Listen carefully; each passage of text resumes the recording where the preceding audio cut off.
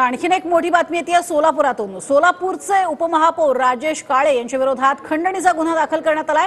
पालिकेचे उपायुक्त धनराज पांडे यांच्या तक्रारीनंतर पोलिसांनी गुन्हा दाखल केलाय। बेकायदेशीर काम करण्यासाठी पालिका अधिकाऱ्यांवरती उपमहापौर राजेश काळे दबाव आणत होते असा आरोप आहे।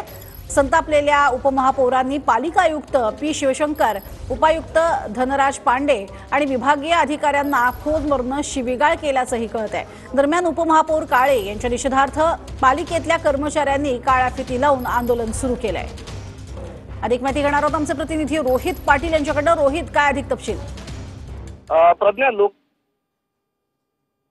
16 रविवारी आयोजित करण्यात आला होता आणि या कार्यक्रमासाठी भाजपचे उपमहापौर राजेश काळे बरोबर विभागीय अधिकारी यांना नियमबाह्य काम करण्यास सांगितलं आणि नियमबाह्य काम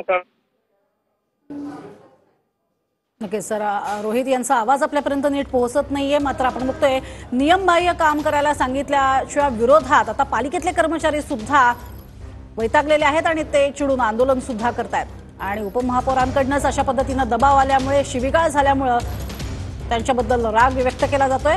सोलापूरच्या उपमहापौरांच्या विरोधात खंडणीचा गुन्हा दाखल झालाय।